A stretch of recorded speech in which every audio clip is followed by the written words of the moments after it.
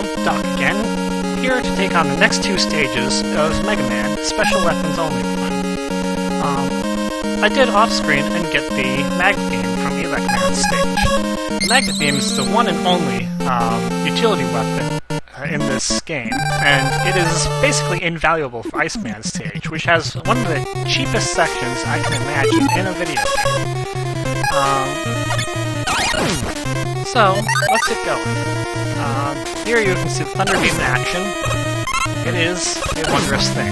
I'm not going to overuse it though, because I'm going to need it for Iceman later.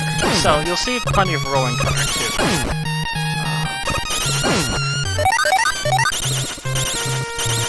Now, when I off-screened Elec-er Stage, I did still adhere to the special weapon run rules. The rules don't stop existing just because you're not on camera. But the Elec beam makes the stage run a lot more smoothly and a lot more quickly. It's really quite something. It's why I like the Elec beam so much.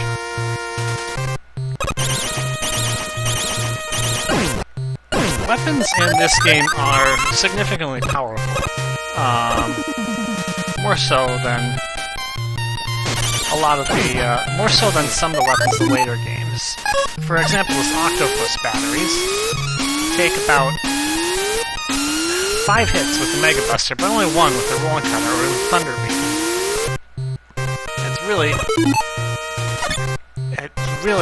The power level is impressive, but it's not always convenient to use them in some cases. Like, the rolling cutter is slow. It takes a long, and you can only have one on screen at a time, so it takes quite a bit of time for it to... It takes quite a bit of time for it to be used. You need to have the location and the precision to use it correctly. Thunder Beam, on the other hand... Oh, missed the life. The Thunder Beam, on the other hand, is 3-directional, with 3 projectiles per shot. That is incredibly useful. Having a shot that goes a direction other than straight forward is invaluable in these games. Not to mention that with the Thunder Beam, you can get more than one enemy per hit, which is great for conserving ammo. And here we have Iceman. Iceman is a study in timing, basically.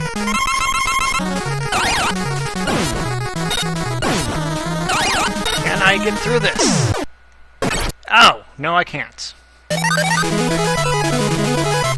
You can jump through the second and third projectiles that come towards you. I didn't do a very good job of it there, but you may see that later in the refights.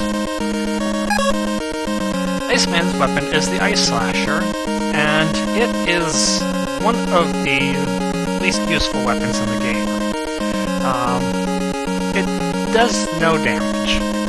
All it does is freeze some fire traps and freeze enemies. And there's only really a couple of places in the game where that's useful. The only enemy it actually damages is Fireman, which obviously we'll be going against next. As a consequence of its lack of usefulness, you won't be seeing the Ice Slasher too much. You'll see it a little more in this stage, but after that it's only going to make some very rare appearances, probably in the Dr. Wily stages. What you will be seeing more of is Thunder Beam, which is just... You know, people talk about the Metal Blade being broken, but I don't think they give enough attention to the brokenness of the Thunder Beam. It is incredibly useful, and really changes the dynamic of the game. And, oh, okay, I can't jump over. You can't jump over those at full height, but if I can get those to the proper height,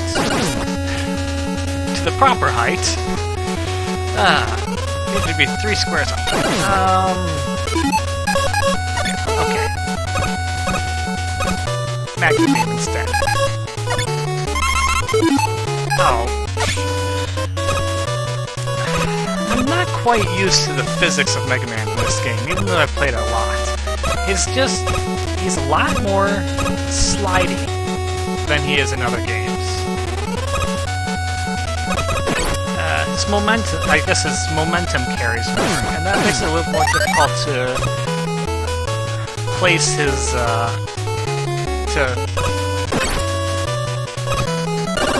place him properly, basically. Okay, I have a life. If I don't have any lives, this is where I will farm for some lives, because there's a lot of enemies, and they can easily be taken out en masse by the Thunder Beam.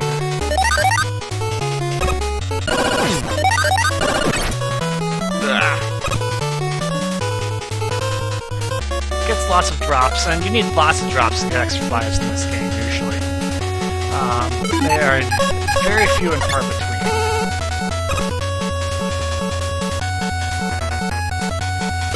Oh!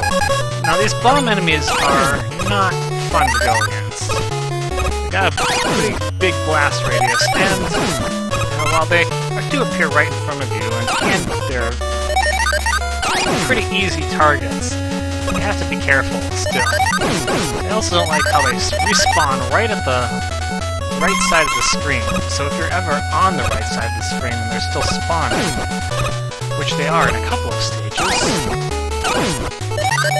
you're in kind of danger all the time.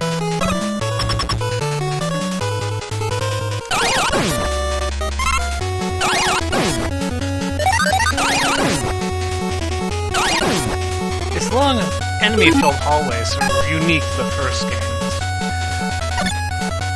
I really am not quite sure why they changed it for the later games, because that actually is kind of an interesting thing.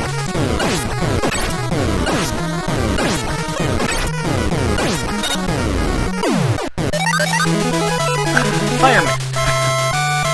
Fireman is tricky. He kind of returns fire at you, and it's best to let him approach and then just kind of try to time your jumps. I'm still not very good at it, as you can tell, but 2 hits is actually pretty good against him. Well, we have 2 more stages to go, but I think for now we'll take a bit of a break and come back next time to show off the Firestorm and finish off Bomb Man and Gutsman. Until next time, I am Doc, and I will see you later.